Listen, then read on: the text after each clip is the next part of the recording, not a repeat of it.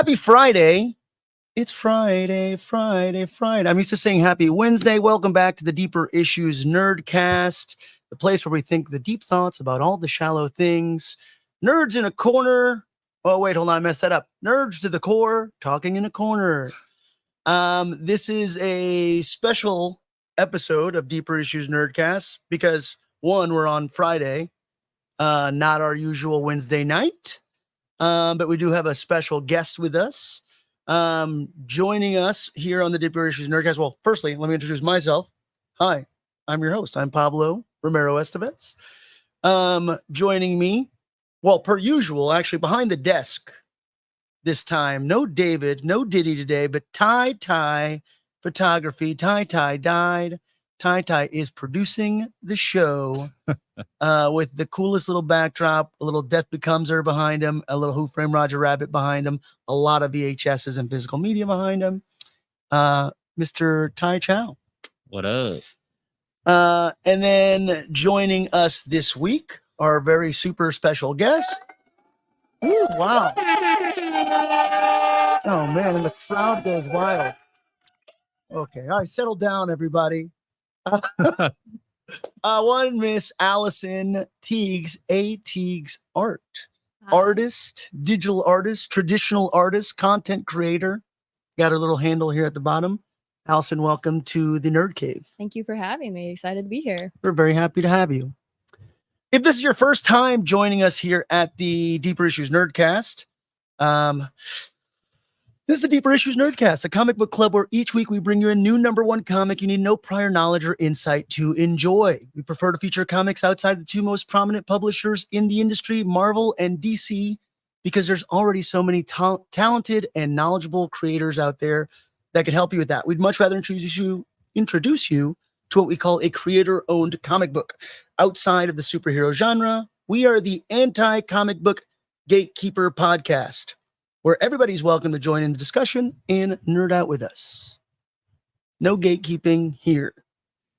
This week, we are, this is once more, another reason why this is a special show is because we are reading There's Something Killing the Children, the crown jewel of Boom Studios. Last week, not this week, but last week, Boom re-released this archive edition of There's Something Killing the Children. So you can actually find issue 1 of There's Something Killing the Children at your local comic shop now. This is a pretty big deal because this is like the original cover. Am I right, Ty? Correct. That's issue #1 by Werther Dell'Edera. Yeah. So Ty, by the way, is our subject matter expert on this one. This is my first time reading There's Something Killing the Children. So I still have not made my way through the entire trade yet. However, I am very interested. But just like the grocery store, we keep all the eggs and milk in the back of the store. You have to listen to all of our other bullshit before we get to the good stuff in the middle. Until then, well, let's start with Allison since she's our guest. Allison, how was your week? My week was good. Spent a lot of time painting, drawing, making content, just like you were talking about. Working on a bunch of new portraits. Yeah. A bunch of paintings. Yeah. Allison makes the most satisfying, and I just love this in general, like time lapses. I can just watch time lapses of art our opening sequence is a time lapse of art from Mr. Biwa's art. Anytime just artists, especially talented artists, put up a time lapse, I'm really into it. I'm just sucked in. I have to watch the video in its entirety. Since this is your first time, tell us, so you're digital creator, traditional as well. You also paint. Yes. You draw. Doodle. I don't know. Sketch. Yeah. iPad art on Procreate a lot of the time. I'm kind of transitioning into more traditional stuff, trying to make that work. Built out a little bit of an art space to be able to work on those paintings. And that's kind of my focus, has been more of the traditional end, but I still like taking all the digital, and it's kind of similar style, similar vibes, no matter what I'm creating. It's a lot of portraits that are kind of mixing kind of like cute, morbid, sensual, creepy, kind of a mix of a lot of different things. So it'll be like a portrait of somebody that's beautiful, but like then they have like these creepy eyes, or it'll be kind of like taking a little twist so that it's not quite as beautiful as maybe somebody would want it to be. But that's kind of the point for me. Maybe it's beautiful to somebody else that wouldn't think of the traditional beauty standards. I hope so. Allison, what is for our viewers, what is your fandom? What are you a nerd about? What do you nerd out about? Right now I nerd out about huge Drag Race fan. Drag Race super fan. I'm on the streaming services on all of them. So Drag Race All Stars, Untucked, All Stars Untucked, UK, Australia, Canada, France, all of them. And then also Dimension 20. So D&D content, all of the Dropout streaming service, what they've got Game Changers. So it's a bunch of like improv comedic actors that are doing improv sketches and everything. And then Dimension 20 specifically is D&D collaborative storytelling, but with those same actors and creators. So it's very storytelling. It's like, Nice. It's kind of like a podcast. It's really cool.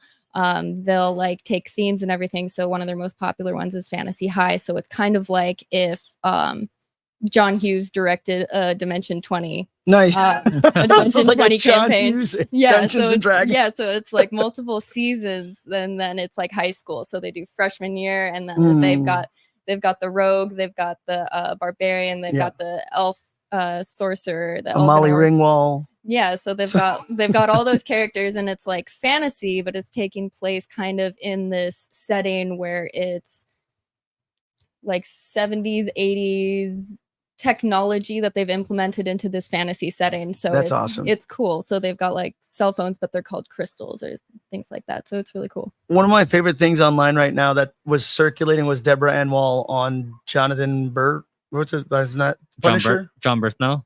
John, yeah. I don't know how to use words.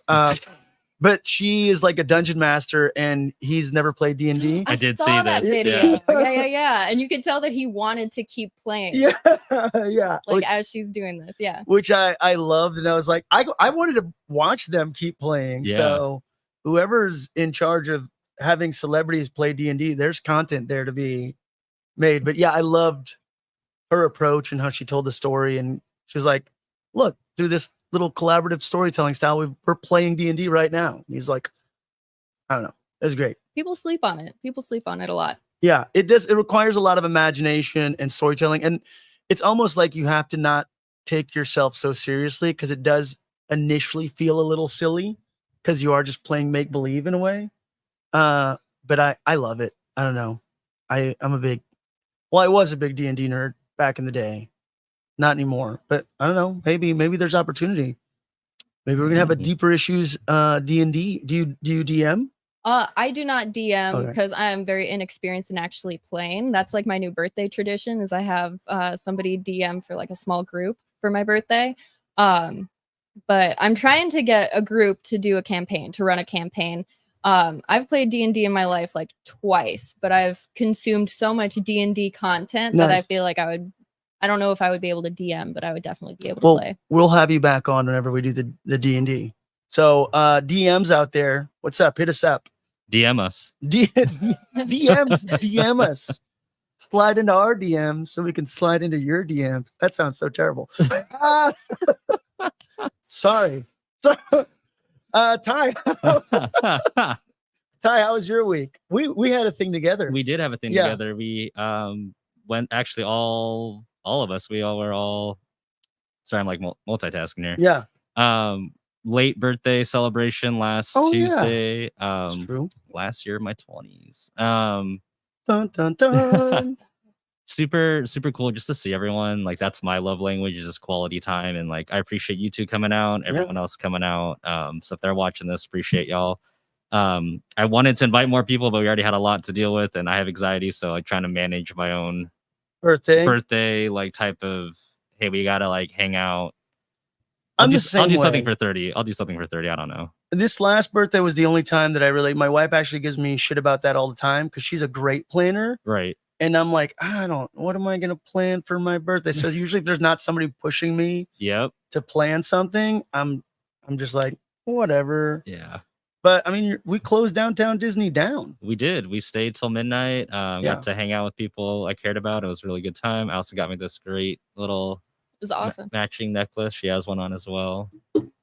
Time fully festive, by the way, with There's Something Killing. In case you guys are wondering, this is all on brand with today's episode. Dude, I was telling Pablo like a long time ago, I'm like, dude, if we're going to talk about a trade, I want to talk about this trade. I got the hat, I got the mask, I got the collector's edition. I have like some signed shit over here. But yeah, I'm stoked to talk about this book. You know, I've been taking some time for like self-care, like taking care of my mental health, doing some time away from work to take care of me. Yeah. Get adjusted to some new changes in my life. But, you know, this is my little escape, just be with people I love and talk about nerdy shit that I love. Yeah, man. That's important. Take care of your mental health, everybody. Yeah. My week was awesome. Thanks for asking. I was going to get to No, I was going to let you finish talking. Jeez. How was your week, Pablo? Well, we did something. We went to HorrorCon LA or LA HorrorCon. Oh, that's right. We did do that. Yeah. Interviewed Charles Fleischer of Who Framed Roger Rabbit fame. He's in Back to the Future. He was in Nightmare on Elm Street, but most famously, the voice of Roger Rabbit. Yeah. He was a very interesting guy.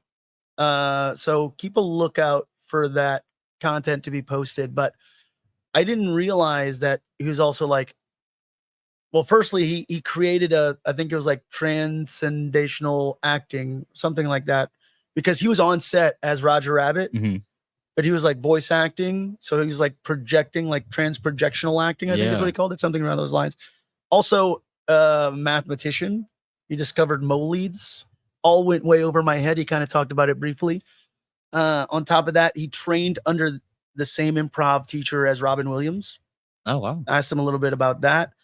So yeah, keep a lookout. Who Framed Roger Rabbit's one of my favorite movies. So we went there for that. And actually met some really great people who hopefully you'll be learning about here on the podcast soon enough. And then last night I went to Halloween Horror Nights. Yeah, I was going to say, how was it? It was good. It was it was fine. It was fine. I'm a haunted house connoisseur. I worked like 10 plus years. Nice. For about 10 years at the House of Shock. At one point, one of the top 5 haunted houses in the country. Was a room captain there. Did a little bit of set design. Well, didn't do set design. I was the grunt who they're like, paint this. And I'm like, okay. And I did like put together some videos and stuff for them. So I consider myself a bit of an expert on that subject. So I go in there with a very critical eye, but overall, I guess pretty good. We've got the front of the line passes. So, oh yeah, I always do. Yeah. I'll tell you, if you're not going with those front of the line passes, probably not worth it. But if you have the front of the line passes, worth it. However, the front of the line passes are $289 or something. Yeah. Which is like, this is expensive for a haunted house. I don't know. But I don't, I'll release a video kind of, I guess, the breakdown of how much money I spent and if it was all worth it sooner rather than later. Nice. That was my week. Cool, man. Trying to think if there was anything else interesting worth talking about. Nope. There wasn't. I mean, didn't have to think long. Yeah. There's something, but I think we'll save that for some content that we'll be releasing soon. Yes. Yeah. Yeah. We don't want to say too much. All right. We want to keep people on the edge of their seats surprised here. Johnny California in the chat. What up, Johnny? Let's move on here. This is a little segment we call news and stuff. Wow.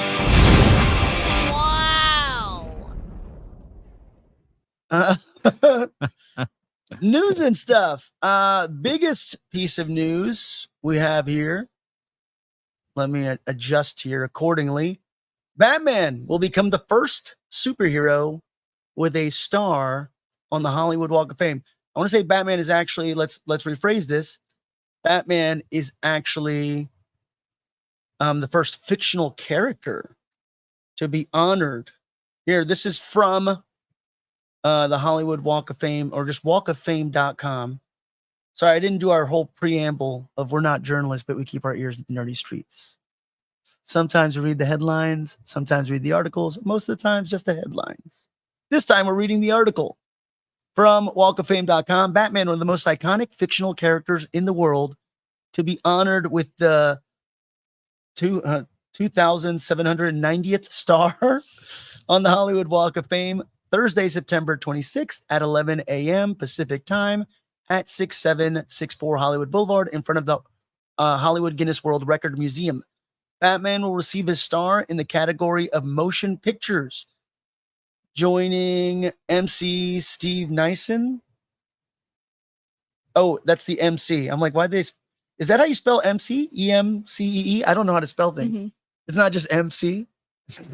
Like, Like were you thinking of like MC, like Mick, like McDonald's? McDonald's? Master of Ceremonies, I thought. No? I don't know. Maybe I don't know. I've seen both, and I don't know what the truth is. DC's president, publisher, chief creative officer, Jim Lee, of course, is going to be there. And Any Day Pies. Yes. Jim Lee's going to be there, y'all. Batman will also be awarded the Guinness World Record title for the first superhero with a star on the Hollywood Walk of Fame in a special presentation by the official Guinness World Record adjuncture, Michael Emprick. Is Robert Pattinson going to be there? Is Ben Affleck going to be there? Is Michael Keaton going to be there? Right. Christian Bale. Christian Bale, maybe a little Val Kilmer. All the Batmen should be there. Even Lego Batman. Even yeah, they should all be there. Yeah, if you can watch the event live, by the way, it's happening on the 26th. You can watch it at walkoffame.com. Or if you're in the greater Los Angeles area, you can just go to 6764 Hollywood Boulevard across from the World Record Museum and see Batman be the first, I guess, fictional character or superhero to get his own star.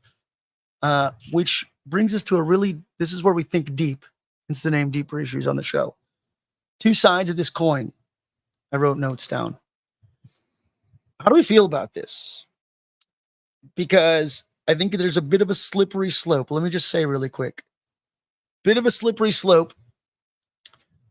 You're giving a fictional character a star on the Walk of Fame. So now is that going to open up the floodgates for the Mickey Mouses, the, I don't know, Bugs Bunnies, the Ren and Stimpies, the Tom and Jerry, the Spider-Mans, the Wolverines, the Deadpools? Is it just going to be IP? Because for me, what was always cool about the stars on the Walk of Fame was people that had an effect within their industry. That was music, television, theater. Now you're giving it to iconic characters. But I do see, I guess, both sides of the coin. But how do you feel about this? Well, on that note, do you not feel that Batman has had that same influence that certain people have?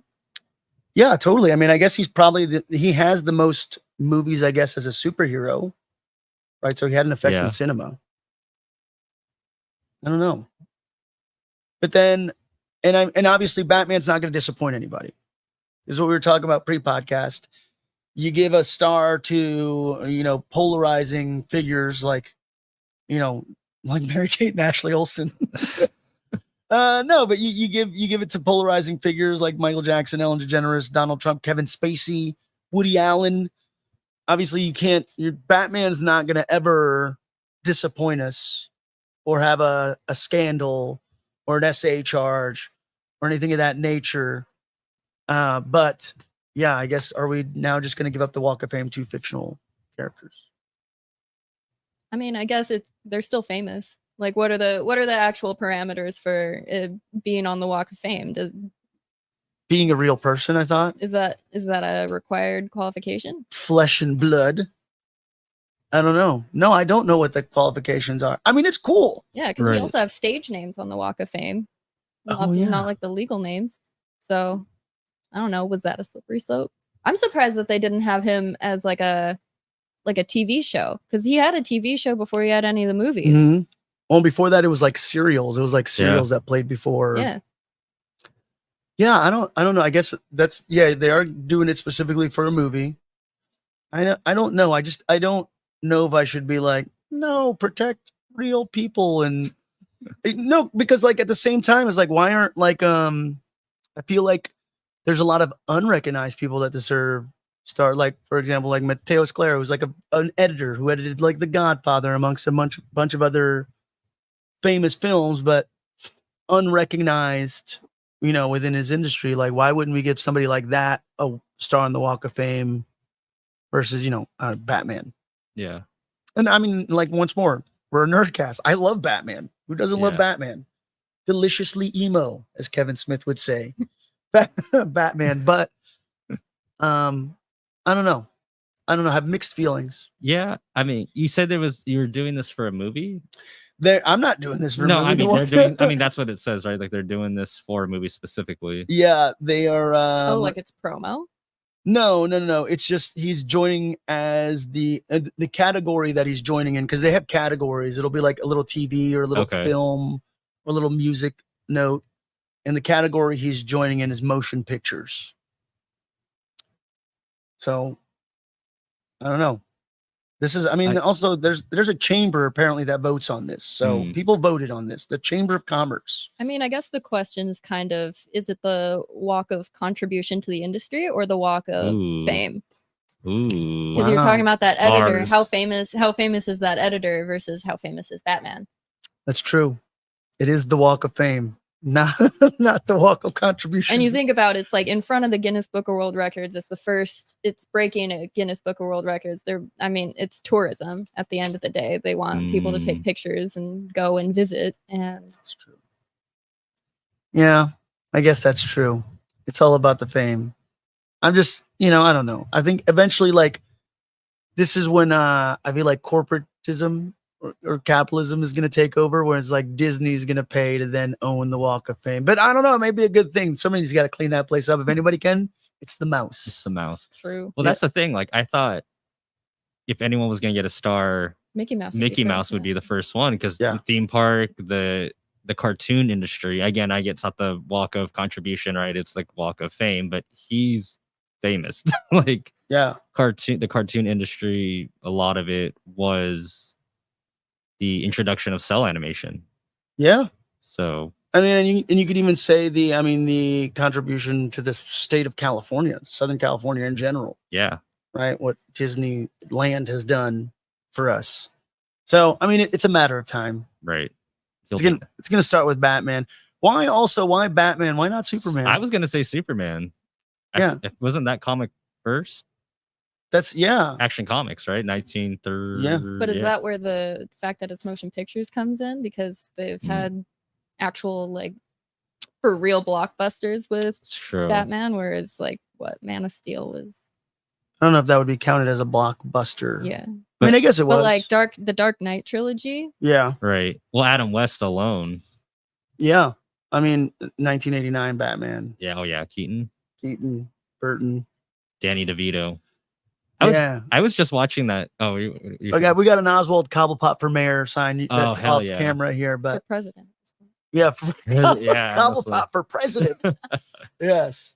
I was just watching that thing. I don't want to take too much time, but like the whole iconic characters that have like less screen time. I have like the least amount of screen time. Like using one is Michael Keaton as Beetlejuice. Both movies 17 minutes total. Oh, really? And then same thing with Keaton. He had the least amount of screen time for Batman.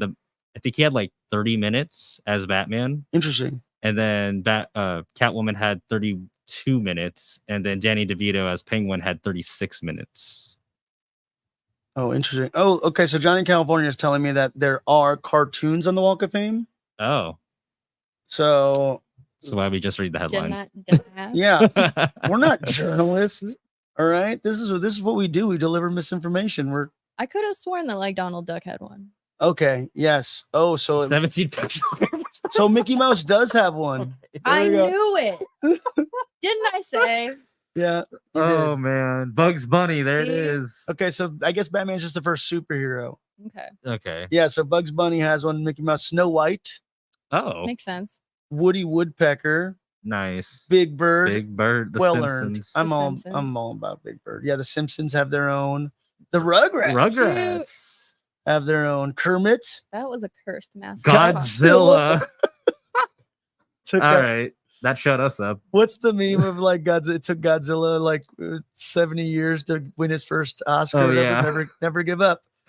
Donald Duck, Winnie the Pooh. I'm so dumb. We literally see the Winnie the Pooh sign when we go to emo night. Oh, that's funny. I feel like we've seen Godzilla when we're walking. We too. have seen Godzilla. Damn.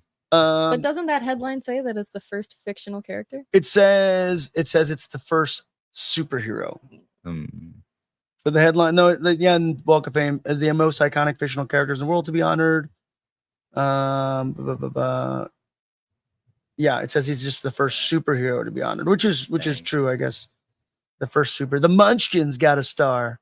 That's random and a little terrible because didn't they treat all the Munchkins like shit on the set of The Wizard of Oz? Yeah. Isn't that like an infamous thing?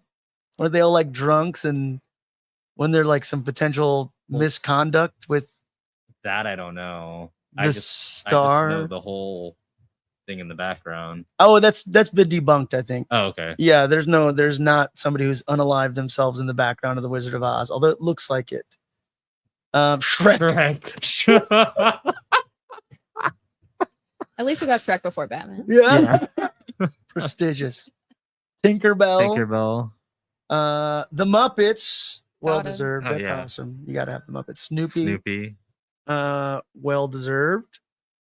Minnie Mouse, of course. You can't leave Minnie out. And that's it. Those are the 17 fictional. And now, number 18, Batman. So congratulations, Batman. Took you 80 years, but you made it. Round of applause for Batman. There we go.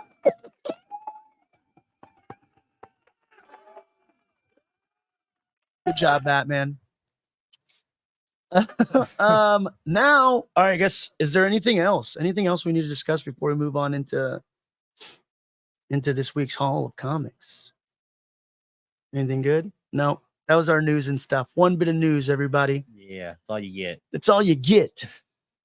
This is the part we don't have a graphic or transition for. So just imagine that there's a transition.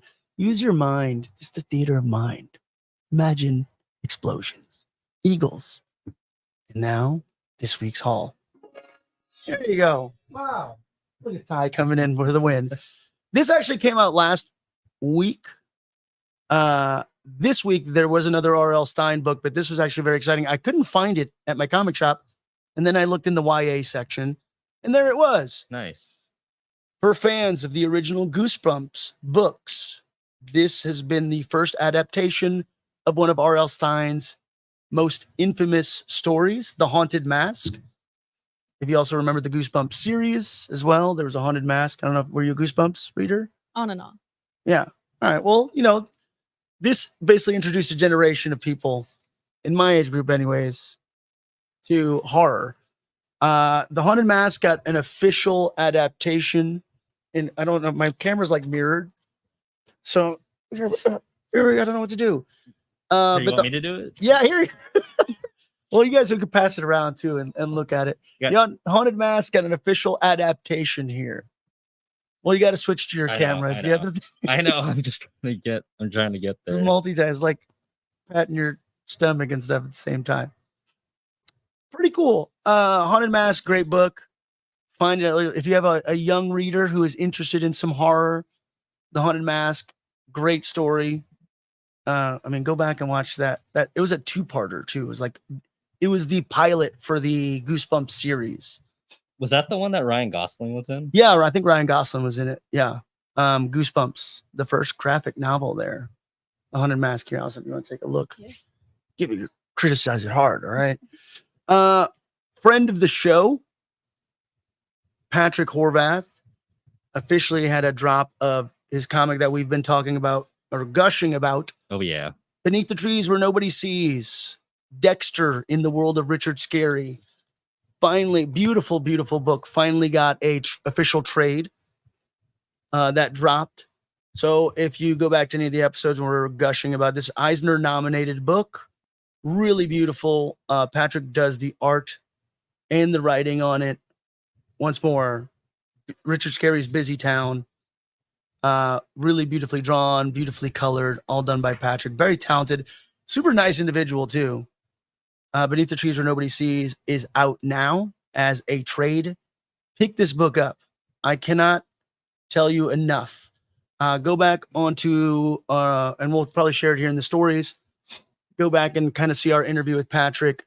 But if you like, I guess like serial killer, true crime, mystery, Oh yeah. sort of books, and you've always wanted to see it done in the vein of a Richard Scarry's Busy Town. Very brutal book too. Yeah. Like it's so unsuspectingly adorable at first, and then it takes a very dark turn. Bam. Beneath the Trees Where Nobody Sees, out at your comic shop this week. Here's some of the other books that we didn't talk about. We're on that R.L. Stine kick. Graveyard Club was the other book that came out. I got a variant, or this is, I guess, a variant. So I'm opening it. I'm doing it. Graveyard Club from R.L. Stine is out now. Definitely check that out. Let me get you a little synopsis here of Graveyard Club. This is from Boom Studios as well. Boom Studios is firing, man. Oh yeah. On all cylinders. They have a Jeff Lemire book. They have an R.L. Stine book now. Legendary horror author R.L. Stine and rising star artist Carola Baroe. It's 2 L's, so I'm going to say it's pronounced with a Y. Baroe. Launch a coming-of-age horror series at Boom Studios with Graveyard Club, the new series debuting in both comic shops and bookstores, just in time for the Halloween season. Gravesend is as sleepy of a town as they come here. If you want to look at that, especially being surrounded by cemeteries, and the local kids can think of nowhere they'd rather wreak harmless havoc. But being surrounded by tombstones comes with a pervasive. Oh my gosh, I'm terrible at reading. Pervasive reminder that in Gravesend there are more dead than the living. Yeah, pretty cool. Kind of gives me, I don't know, Erie, Indiana, or a little Monster Squad-y sort of vibes. Not sure. I haven't really read the book yet. But that is, if you're a fan of R.L. Stine, this Graveyard Club. It's a thick book too. It's $10. So this issue 1, it's not just like a regular 32-page issue. Pretty cool book. This for the Abyss of the Abyss has an issue 3 out once more. Anthology book. Horror, if you're a fan of anthology horror. Oni Press brought back EC Comics. Oh yeah. So if you love those original EC Comics, there is a new issue of Epithys from the Abyss out now. Stories by Jay Stevens, Karina Bechko, Chris Condon, and a lot of really great artists. This looks like a really good one. So, Epithys for Abyss, issue 3. If you want to walk into a shop and be like, hey, I love horror books, I love anthologies, I love EC Comics, I love Tales from the Crypts, anything of that nature. Although this says issue 3, once more, you don't need to pick up any of the other issues of Epithys from the Abyss from Oni Press or EC Comics out there. You Labyrinth fans out there, Labyrinth got an official adaptation here. Jim Henson's Labyrinth from Archaea. Dance, magic dance. I just said you got to do the song. Is that? Yeah, for all you David Bowie fans out there as well. This looks beautiful. I'm a huge, I guess I don't want to say super huge, but I'm a Labyrinth fan. I'm a David Bowie fan. The art in this book, stunning, really well done. I have not read it yet. I'm not 100% sure if this is just an adaptation of the movie or if we are getting a new story here, but if you're a Labyrinth fan, does it really matter? That is out at your local comic shop now. Mutation Nation, a new Ninja Turtles issue out now. I don't know anything about this. I literally just off the cover alone, I was like, this looks like Lone Wolf and Cub-esque kind of cover, but I don't know if that's even the story. So, you know what? I think this was someone was talking about how like the new book is like the opposite of Last Ronin. It's like Mikey's like lazy and like just like quit the gang. He's like, I'm just gonna live my life. Yeah. Yeah, Mutation Nation. There it is now. So Batman's Long Halloween, since it's like official Batman Day book, was this new comic. I picked this up because, I love Long Halloween. I love anything Jeff Loeb and Tim Sale do.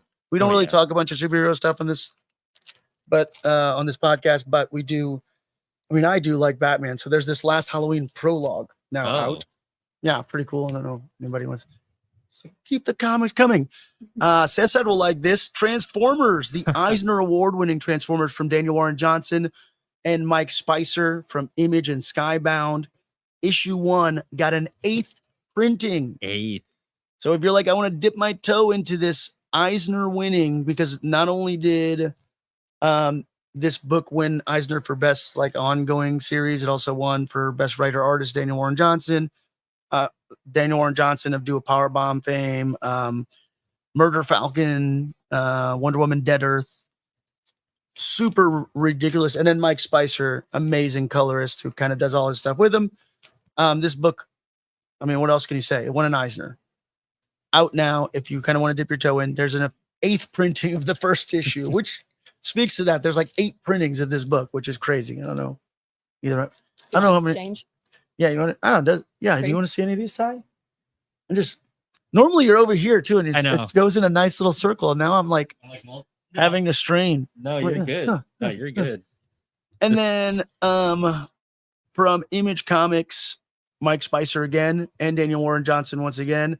However, this is not Daniel Warren Johnson art. This is Riley Rossmo from Image Comics here. Sam and Duncan Lamar love their 6-year-old daughter, Penny, more than anything in the world. But half a year ago, she was taken by the Cascade, an evil force that they barely understand. Now Sam and Duncan must fight side by side with magical beings Penny cherished to try to get her back before she's gone forever. I guess so. Probably Daniel Warren Johnson did some of the covers, because this does look like his art on the cover. I'm into anything he writes. No, this is not his art on the interior. So they did list him as an artist, but Riley Rossmo and then Daniel Warren Johnson's normal colorist, Mike Spicer, bring the art alive in this book. This looks amazing. I am super geeked out on it. And Daniel Warren Johnson comes up with the most ridiculous concepts, that they always have so much heart, right? Like I'm always like I'm like crying at the end of a book called Murder Falcon. Okay. Which is about like basically like a creature from a heavy metal planet coming to save the world with some dude who decided to quit music. And I'm like, wow, this is hilarious. And then by the end of the book, I'm like, oh, fucking Murder Falcon. I don't know. Same thing with Do a Powerbomb, which is a crazy book about a female pro wrestling following in her mother's footsteps, having to wrestle in a tournament started by a necromancer to be able to bring their loved ones back to life. And it's literally at the end of the book, she's wrestling God. And and you're like, this is the most ridiculous thing ever, but it's so beautifully drawn. And it's so like, it's like eye candy. And then at the end, like the last panel of the book, just arrow right through the heart. Daniel Warren Johnson, he's got my number. So very, very amazing writer. One of my favorites out right now. Yeah, that's it. That was this week's haul. There's a few other little number ones out there. I get a lot of my information from Fresh Comics. If you folks want to kind of dive into what some of the freshcomics.us, because there was like another sexy-esque graphic novel that came out that I don't recall the name of now, but that's this week's haul. Nice. Any of those sound interesting to anybody? I don't know. All of them. Yeah. I'll take all of them. No, and I love the art in this last one. Yeah. In that the moon is following us. Yeah. Yeah, it looks really nice. I mean, the covers, I mean, like Daniel Warren Johnson's art. Once more, he also did all the Transformers and stuff. He's an amazing artist. So I can imagine he probably has kind of specific things he wants out of his artists. So yeah, this is, I think is this the first thing he's written and not drawn? It's kind of a big deal. The moon is following us. Check that out from Image Comics. Anyways, let's get to it. Get to the main event. We don't have a Michael Buffer or a Ring Bell or anything there. We should. Yeah. We'll get to it. We're work in progress here, everybody. Okay. But let's get to why we're all here. Ladies and gentlemen, can we say killing? Yeah. Or we have to say unaliving? Oh. Well, if it's just the full title. Yeah. No, because Boom does it Yeah. on their Instagram. Why can't we? Yeah. Why can't we do it? Something's killing the children. Ty's so excited. I'm so excited. My favorite thing.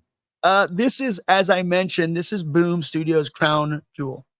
So much so now, like anytime that Boom Studio releases a new number one, probably that Graveyard Club likely has an Erica Slaughter variant. Minor Arcana book that we read last week has. Oh, Ty. Yes. I got it. I have a gift for you. Oh. It's a belated birthday gift. Oh, thank you. Speaking of, actually, because we're also talking about this, it does tie in.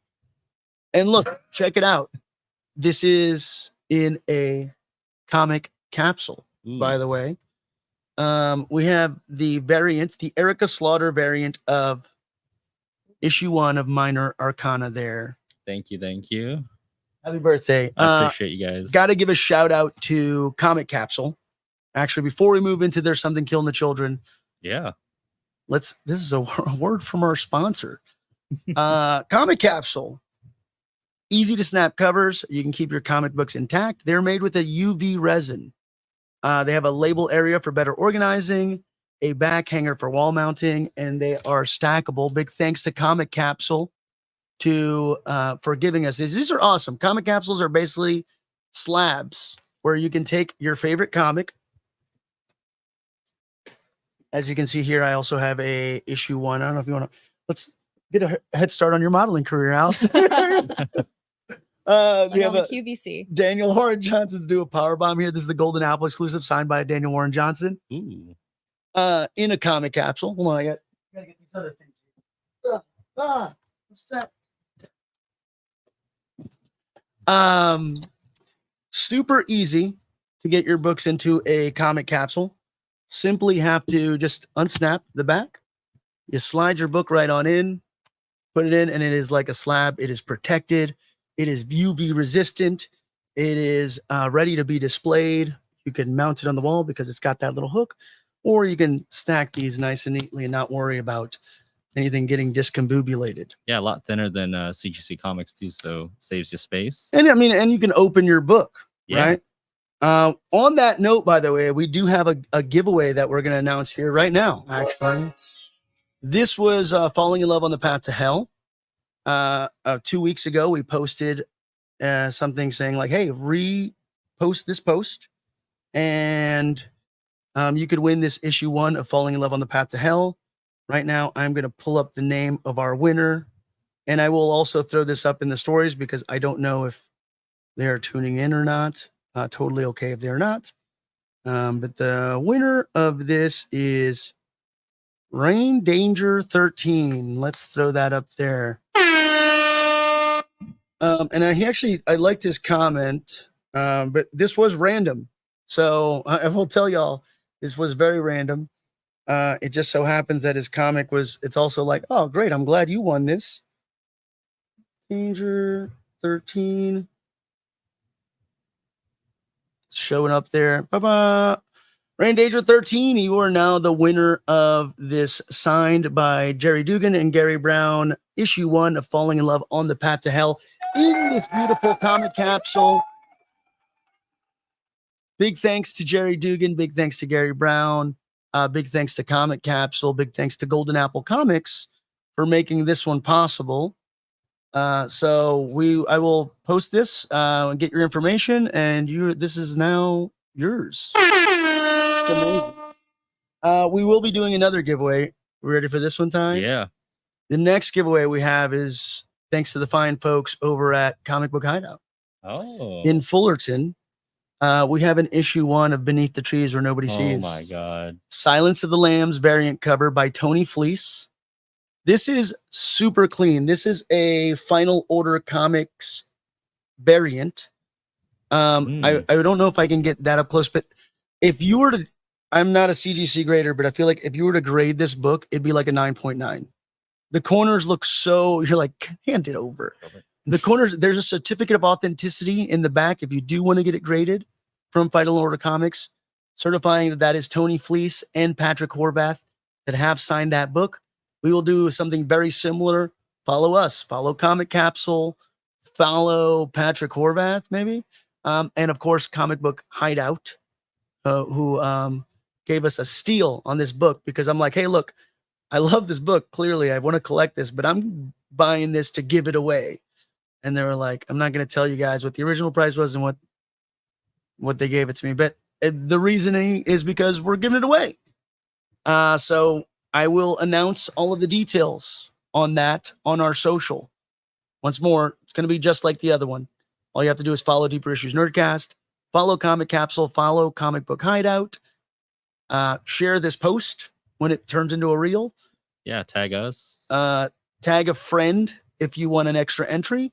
And as many friends as you tag, that'll count as an entry, and we will randomly pick a winner for this beautiful Beneath the Trees Where Nobody Sees issue 1 from IDW. I know. Look, what do you think? So good. Would you say that's a? I would say that's a 9.8. 9.8? Yeah, absolutely. 9.9s are hard because that has to be like straight from production line. Gotcha. So, but it looks clean. Like the corners, like typically what I look for is like corners. That's corners like are cherry. Corners are cherry. Especially with like white covers or all black covers, because you can really see like any kind of like minor things. But that looks clean to me. And even if you wanted to like be super secure, like clean and press never hurts. It does cost a little extra if you are going to get it graded. Yeah. But that usually kind of pops up your grading. Yeah. So that's the next one we're giving away. Congratulations to Rain Danger 13. All right. Now we get to the main event here. Now let's get to it. Let's talk Something's Killing the Children. Issue 1. Once more, the reason we're doing this is because Boom released a archive edition of issue 1 of There's Something Killing the Children. Allison actually has it. Yes, Allison's holding that up right there. If you like this issue 1, if you find it at your local comic shop, it is also available already in a trade paperback format, is available in deluxe hardcovers. Ty's got a nice deluxe hardcover here. I have the just volume 1 trade that if you like it, you're like, hey, I don't want to invest maybe $50 into a deluxe edition, but I do want to read the rest of the story. For $15, you can have the first 5 issues. Comic Book Resources says Tynion and Dell'Edera have crafted the perfect hard comic for the Stranger Things era. IGN says Tynion has put an incredible amount of thought and care into this. It's clear that this story is intricately woven as it is deeply personal, which I guess is pretty true. If you read this, the main character in the book is named James after James Tynion. Let's see who else. Who's the colorist on this book, by the way? I want to give everybody. I don't want to just. So, Werther, is that how you say his name? Dell'Edera? Dell'Edera? I've heard people say Werther Dell'Edera. Dell'Edera. What you said sounds correct. I got to meet him at Las Vegas Amazing Con. Dell'Edera. Very, very cool individual. Got to meet James Tynion as well. Super nice individuals. They just love what they do. They love meeting fans. What a great experience. What an amazing book. Could not recommend this enough. I was just telling Allison on the way here, like, this is like my favorite comic out there right now. Yeah. And I adore this comic. And I'm like, you know, they say don't judge a book by its cover, but when I literally saw this in the shop, I was like, I want to read that. Yeah. I want to read that. The title says it a lot. Yeah. Also, the colorist is somebody named Miguel Muerto. What a badass name. Yeah, dude. Oh, Miguel Muerto over here. And then letters apparently was And World Design. So some sort of, I don't know if it's sole proprietor or whatever it may be, but yeah. So Werther Dell'Edera, James Tynion IV, Miguel Muerto, and World Design doing the lettering for this book. Allison, what are your first impressions? Let's just. Yeah, I think I'll pull up here. Are we doing art crit of the cover? Sure. If you want to get into the cover, yeah, let's lead as your expert opinion. A little bit about judge this book by its cover here. Well, I mean, I agree with Ty. I mean, the title alone just kind of, you don't know what it is. Something's killing the children. And then you look at it, you see all these eyes suggesting that, it's a monster book. And then if we want to get into color theory a little bit, Just the blue and the orange, they're complementary colors. So when you look at that, that's going to grab your eye. That's something that like attracts the human eye naturally, is those things that are on the opposite sides of the color wheel. So you have that very high contrast, and it's dark, but then you also have that bright, that kind of, it makes it a little bit more foreboding, a little bit more like sinister. And then it also has that twilight kind of aspect to it. Yeah. So it's like, it's those cool tones, but then you have the pop of the really warm tone that, you know, you kind of associate with monsters, that you kind of associate with like creatures or blood or things like that, those warm tones. Yeah. Yeah. I'm just a fan of creepy eyes in the dark too. Like, I mean, that's like an old trope kind of thing, right? But also just, it's a lot of fancy talk there. Well, I mean, it's something that you can be like really intentional with, because like once you open it up, you see all those cool tones. Yeah. And so that's like very dark. It makes it sets the scene as something being like, even like you even feel cold reading it. Yeah. Like you can feel the chill. Something's creepy. Something is like in the dark, in the shadows. That's like what you associate with that kind of color palette. And then you look at that kind of glowing orange, and then you expect something to like pop out at you, just like those eyes are popping out at you. Yeah. Ty, how many printings did issue 1 go through? Yeah, so it's kind of funny that you kind of mentioned Transformers. Like, and I know Boom kind of does this a lot with their covers. It's so hard because I don't know if I look at you, I look at the camera. Oh, it doesn't matter. Both.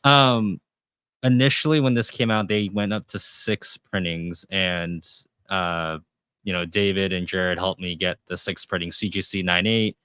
Really good deal, but that book, that cover alone, even raw, meaning non-graded, still goes for about $600. Mm-hmm. They did a 7th printing, and I'm trying to, the 7th printing, what it was just like a variant cover. Okay. That was like kind of like an archive edition, but not really. It was like they did it for not free comic book day. It was like local comic book shop day. And then the following year, they also did the same reprinting of the cover, but it's foiled. God, so it's this cover. Yeah, but foiled. So this archive edition is technically the 9th printing. Wow. Yeah. Wow. That's insane. But is this the first time that they've gone back to the original cover? Right? Because that wasn't that the big deal too, is like, oh, it's the first printing cover. Yeah, it is. But it's kind of crazy too, because a lot of other comics have paid homage to this. I know there's a book called What's the Furthest Place from Here? I think also Boom. Great book. They did an homage to this. Our comic book shop had it 9.8 graded. House of Slaughter did a special pre-order variant. I have that in my bag. That was exclusive to people that ordered it.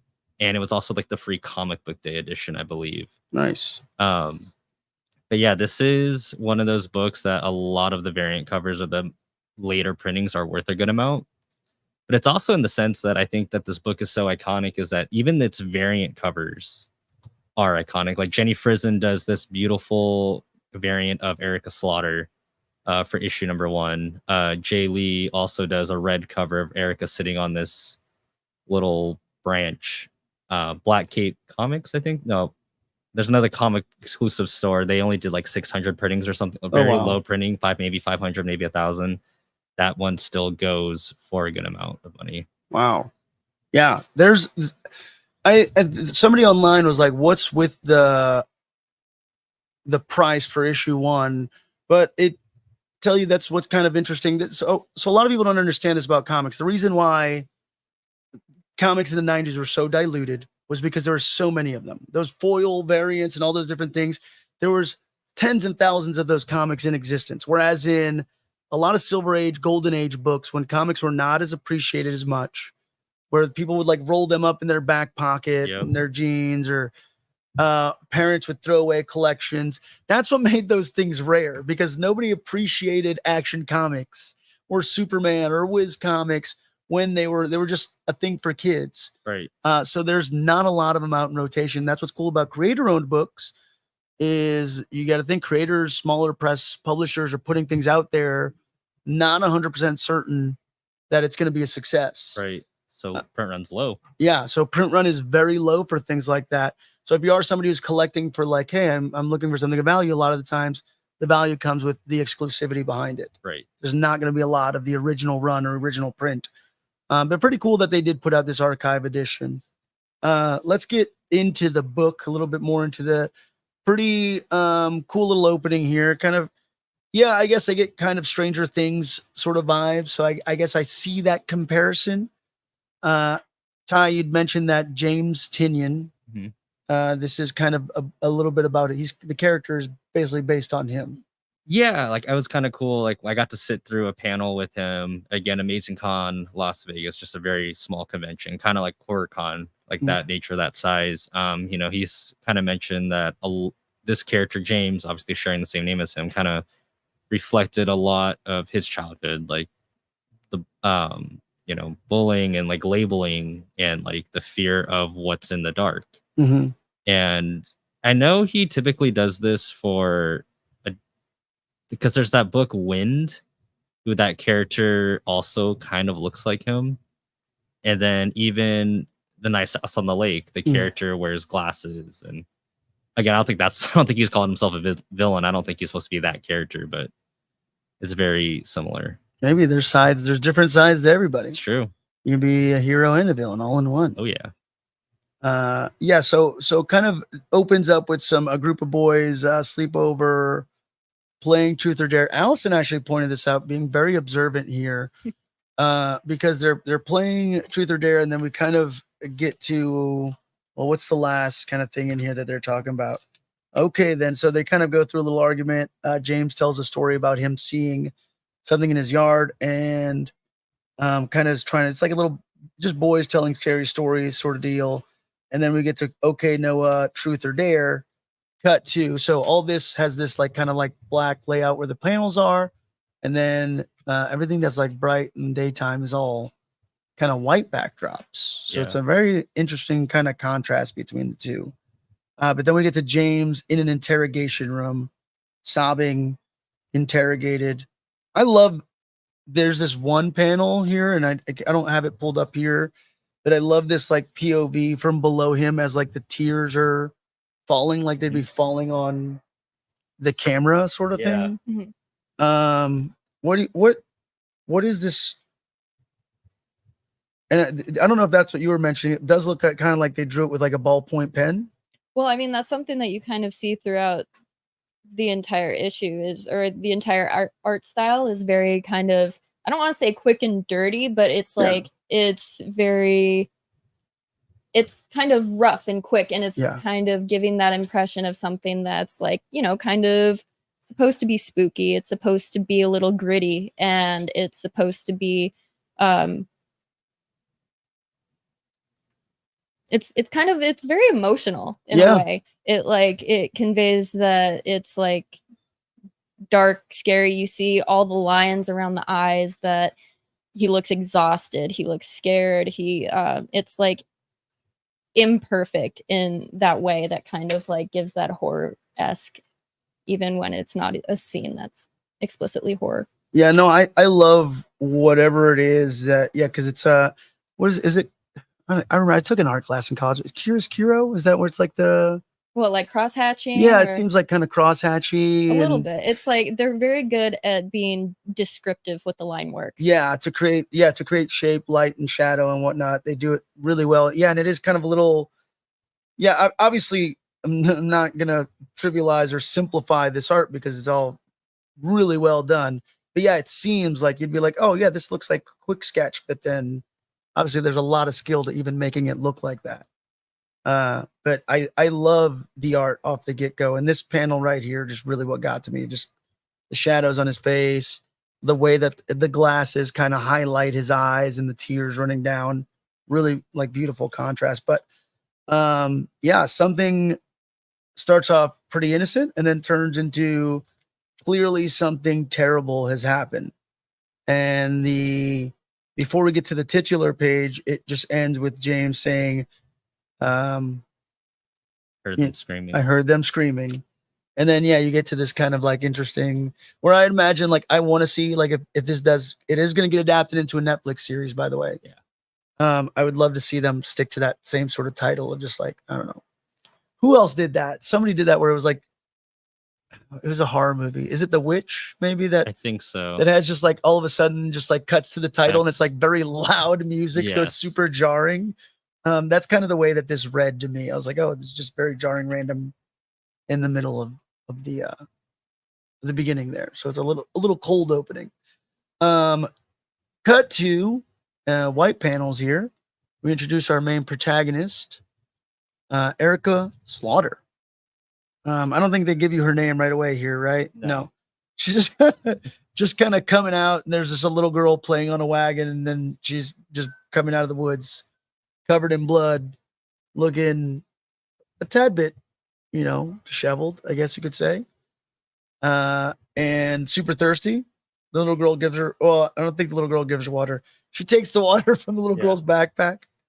And it's also what's funny and charming about this is that it's like kind of very nonchalant. Like she's just like another hard day's work. I don't know the way that this panel is like laid out. She's like on the phone. She's stretching out.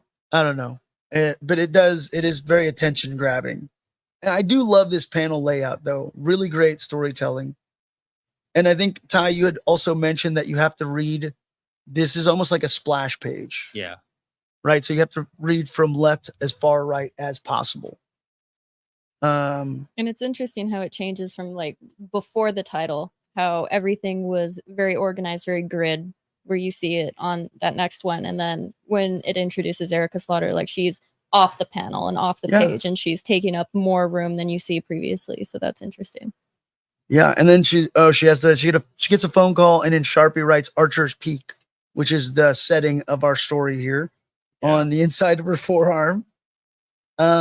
We cut back to James after this nice introduction, who is then catching shit. Yeah. Well, I was gonna say too before we move on. Yeah. Like the phone, just St. George, like the lore behind that, which they later explain is insane.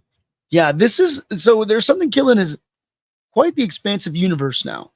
Yeah, I was just on Allison. Think of like Harry Potter. That's why there's different color houses, different colored masks. Oh. Yeah, there's a reason why I'm wearing blue. Oh, this isn't just a fashion statement. There's a reason why each mask has a different sort of color. Oh yeah. Nice. Yeah, so cut back to James. He's getting he gets an accusation from one of the kids here, which is kind of rough, I guess, for a kid his age in general to be kind of getting this sort of attention because obviously his friends are dead, the kids at the beginning of the book. And then this one kid, he's like, I saw the way you looked at them, the way you looked at them in the locker room, the way you looked at all of us, you perverted piece of shit. So now they're like accusing him of being like some sort of deviant on top of being some sort of murderer. And which is weird. It's like, why do we, this is so unsweet, unsuspecting child. Yeah. Kids can be cruel, man. But he does kind of freak out a little bit on him, and he gives him the old shut the fuck up. So really, really interesting way to kind of initiate and paint our character here. Very mild mannered, very sweet sort of demeanor. It seems like, I don't know. I think it's very obvious that he's not the killer. Right. Right. Yeah, because like the principal kind of mentions it, like they're all dead and nobody fucking cares. Like shit, I'm sorry, I'm a mess. Like I can't even imagine like coming home to like going to work with that kind of news. And it's like it's a small little town. They're not expecting something like this to happen. Yeah. And then they kind of mask it like, oh, it was a bear attack. Yeah. Oh yeah, that's what they call it, right? Mm-hmm. A bear attack over an Archer's Peak. But what's he say? He says like 9 kids dead within what amount of time? Yeah. Yeah, and obviously causing a lot of stress to the principal here. We get to Erica Slaughter on a bus talking to an old lady. You're here at Archer's Peak. She gets off. She sees this. This is another pretty amazing shot, in my opinion, of Erica standing in front of this board of missing children's flyers. Fun fact, that is the cover. And going back to what Allison said, the contrasting, the cover is all orange and it is her standing in front of this. That's the 3rd printing. Oh, is that cover?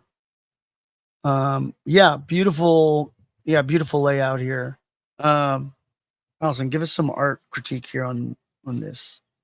I What mean, are you thinking here? let me Or what do take you a look. what do you think of this story? Because this is the first time you're reading this book as well, just like me, but you're kind of also a little bit outside of the world of comic books. Impressions of the story so far, and how are you feeling about it? Are you hooked? Yeah, I was immediately hooked. I had a chance to glance at it this morning, and like honestly, the first impression that you get is Erica Slaughter is the one killing the children. Like when you first open it up, and you're going because you don't see any monsters, you don't see any of that. Like you see the eyes on the cover, which suggests that there's more to it. But when you Interesting. first are reading through it, you're like, okay, so these kids are dead, and then there's this girl that's covered in blood and has like what is that, a machete, a Yeah. sword? But just from that panel, you kind of get that from below perspective, which kind of makes it has that kind of intentional perspective of the missing person's board Mhm. looming over you. And it's kind of looking at it from her perspective, but making it seem so much taller, so much daunting, or so much more daunting, and crowded, chaotic. All you see is just missing, missing, missing all over the place, and all of these sketched out faces. You can tell that some of them are young, some of them are repeated. Mhm. If you look at that Oh, little yeah. girl, you can see that she's on there twice. Yeah. So it's, and then there's one where it's two people at the same time. So you can just see that there's a lot of variety. There's no real rhyme or reason to like victims. As you look at the faces, like looks like varying ages, races, genders, and that she's just kind of staring at it, and you don't really know what she's thinking because she's silhouetted. She's very dark. Yeah. It's a sad panel, I feel like. This is why this was a tough book for me Mhm. initially, because like I've gone super soft since becoming a dad. And like initially, like I feel like old me would be like, yeah, this crazy horror. So I'm killing, but like now, just like I'm like clutching my pearls at thinking of like, oh my gosh, Yeah. something's killing the children. I'm just like, I don't know, think about my kids. But the missing, yeah, that's probably a really badass cover because it's very sad, ominous. Yeah. And then there's like this interesting kind of side peripheral shot of Erica Slaughter here. She's got, yeah, and this is where the fan casting comes in. I think everybody, you're saying Anna Taylor-Joy is what they Yeah. want to see in that Netflix series. Oh yeah. She has the height, she has the eyes, she has the build. And I think, after seeing her work in The Witch, and she can do horror, she can do action, Mad Max. Yeah, She has range. she has range. And I she mean, kind of has that like dark, like not creepy, but kind of like dark, mysterious Yeah. energy a little bit. she's like unconventionally beautiful, right? Like you wouldn't. She's not like Striking. Yeah, she's very striking. Mhm. It's not like the things that somebody would build in with the traditional beauty standards. But yeah, she's got a very magnetic sort of beauty to her as well, which yeah, kind of is this character seems like as well. She's got something on the side of her head. Ty, we eventually get to that, right? It's like a tattoo or something or other, or Side of her. Where are you Uh, looking? Oh yes. I think they do, but funny enough, I don't remember. As big of a fan as I am. I oh don't my remem- I gosh, know. no Mercy. worries. So Erica tracks down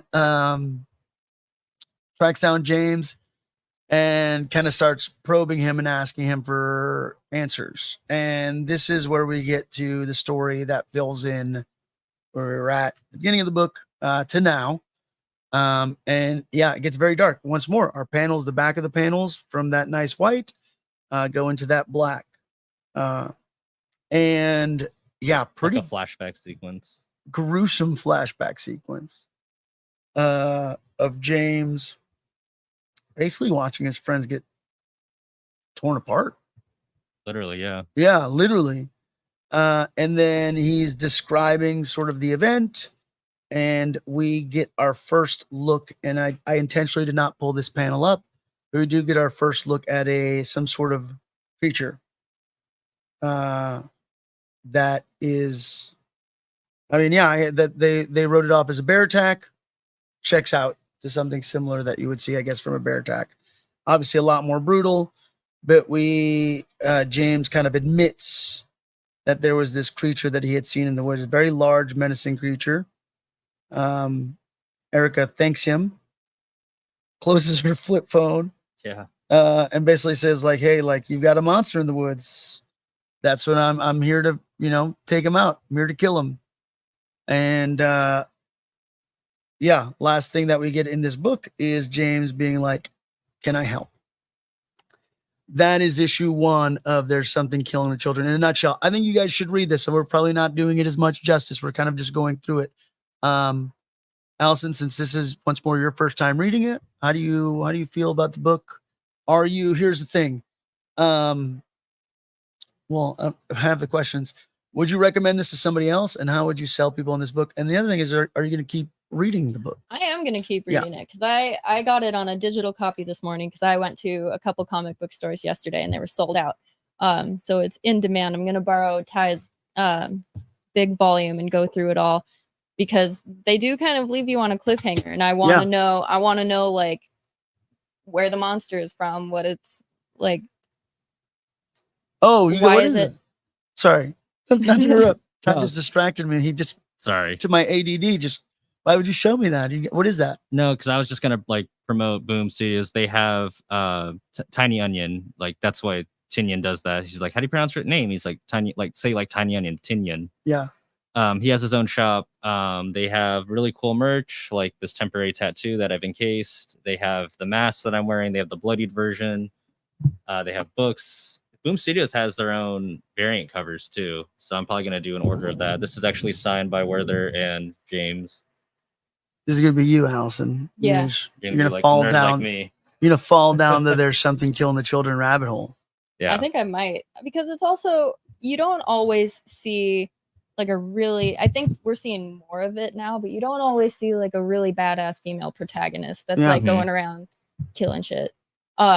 Monster hunting, essentially, right? Yeah, monster hunting, which is something that like really speaks to me. That's something that I always wanted to see growing up. So like if I were younger, I probably would have really gotten into this because she's tall, she's blonde. Like I would have.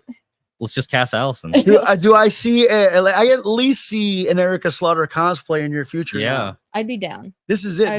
This is the point. We've gotten you hooked now. Yeah, for sure. And then also like I was talking about before, I want to be able to figure out what the dark panel versus the light panel background is about. Like I was flipping through it and I was trying to figure out, it's obviously intentional, but I'm trying to figure out what the intention is. And I mean, not to be too graphic, but when you look at like the gore that's in there and there's more of what I was kind of talking about earlier with those complementary colors and how because there are reds and oranges next to greens and blues, which are all opposed on the color wheel, it makes it look brighter and it's more shocking. And it like you flip to it from just like this normal mundane, very muted colors, very earth tones, like you flip right to it and it's very jarring and it's exciting. And it makes you kind of read faster and it's more fast paced, but it's even more like detailed and well rendered. Like the way that they do the gore is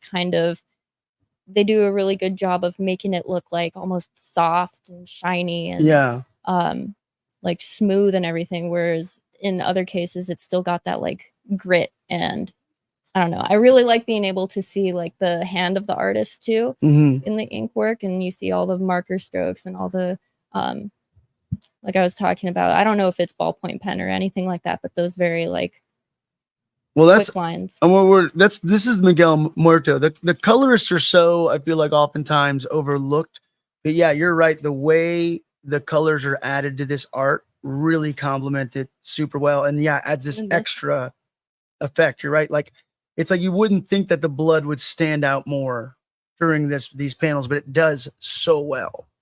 It is beautifully colored. It is. And so that stands out to me a lot as the use of color. And then like even in the rendering, you see that there's some of that like I don't actually know what the term for it is, but like in traditional comics, you see like those dot renders. Yeah. And then you see that used here too, in addition to like the contour lines that are all quick and jagged, and it's just really interesting. Oh yeah, you're right. I got to get in. It's one of those things where like the longer you look at it, the more you see, and then you see that it's kind of everything's very intentional. Yeah. I agree. The art in this book, I am quickly a big fan of Werther Dell'Edera. Are you sure? Are we sure it's Dell'Edera? I don't know. Don't answer. I know because I've heard that too. That's why I was trying to figure because I thought the two L's, but I mean, it could be. I don't know. But yeah, his art with Miguel Muerto's color, beautiful. I peeked into a little bit of issue 2 already. I'll tell you, I for sure I'm gonna probably consume this entire trade by the end of the day. I have the volume 1 just trade if you like I said if you want something easy that you don't have to lug around. This is just like a floppy Yeah. trade paperback, not a graphic novel. The trade. You have the Eisner one too. This is the Eisner trade, and I'm going to thank Joe Slepsky for this. A trade is a collection of single issue comics, right? A graphic novel is a comic book that is solely in that format, which is that graphic novel format. So this is that volume 1 trade. I'm going to probably go through it, and then I'm sure I probably will end up going through that. Last bit, I mean, I know how you feel about it, Ty. But there is officially a Netflix series, right? Yeah. That's been greenlit. Hollywood Reporter just kind of talked about this. Hot comic. I like how they call it a hot comic. Something Killing the Children is getting a series treatment from 1899 showrunners on Netflix. The comic adaptation is the first project from Baron Bo Odar and John J. Freshly renewed overall deal with streamers. This is a pretty big book that Netflix is adapting that is not a super. I'm trying to think of they adapted Sweet Tooth. Oh my gosh. Which I have a lot of feelings about. And what else did they do? They did Umbrella Academy. They did Umbrella Academy, and they did what's the Frank Quitely, Mark Millar book? Oh, with the superheroes. Yes. That didn't last. Yeah, it didn't last. Oh my god. But anyways, that's who's taking over this. The project is the first to come out of Duo's freshly renewed first look overall deal with the streaming giant that is said to be in the 8 figures. So Bo Odar from 1899 is going to be the showrunner on that. Obviously, there's all sorts of rumors circulating, but before it turned into a super popular Netflix series, I can't imagine it would not be a popular horror series. It was Juniper's Legacy. Jupiter's Legacy. Jupiter's Legacy. But they also did Sandman. Yeah, Neil they did Gaiman's Sandman. Yeah. Did you guys watch that? Loved it. Did you? I liked it. I liked it. Are they doing they're doing more to that? Is that right or no? That I don't know. Also, James Tynion in this photo at the end of this book looks way different from the James Tynion that we see now. Right. But yeah. Boom Studios just did their Kickstarter, which just ended like their 15-year anniversary. So I ordered it, of course. It was like the Something Killing the Children, like archive black and white edition. I think they call it like ink edition. It's just this book. Didn't the book come out in 2019? No, like Boom Studios as a whole. Boom Studios as a whole. Well, they're Penguin Random House now. Oh yeah. You're not fooling me, Boom Studios. You done sold. You're Penguin Random House. Yeah, Ty, how would you recommend this book to a first-time reader in 3 sentences? 3 sentences? Yeah. That's all I get. Yeah. That's the challenge. I know you can do it in a whole paragraph. It's like a whole report. I was telling Allison on the way here, like if you like Harry Potter, if you like a whole universe centered around horror, amazing writing, amazing art, this is a great book to dive into. Like you said, as Deeper Series Nerdcast, we recommend books that are intended for first-time readers. Man, if you pick this book up as your first like comic book ever, you are in for a treat. Yeah. I think that was like 4 sentences, but that's that's fine. We'll allow it. Judges, we'll allow it. That's the book, folks. Something Killing the Children from Boom Studios, from James Tynion, Werther Dell'Edera, and Miguel Muerto. That is our week's episode. I hope everybody has a great weekend, has a happy Friday. I don't think there's anything else. Anybody want to add anything else? Find Ty over, of course, at Ty Photography. Check out Allison's art over at Tiegs Art. There it is at the bottom. But you do have the same thing on TikTok as well? Same on TikTok. Same on TikTok. Tiegs Art. Go check out her art. It's really amazing. My name is Pablo. You can find me at Deeper Issues Nerdcasts everywhere. I'm trying to find my closing music. Here we go. Until next time, everybody. Be kind to each other. Read comics. And may all your issues be complicated.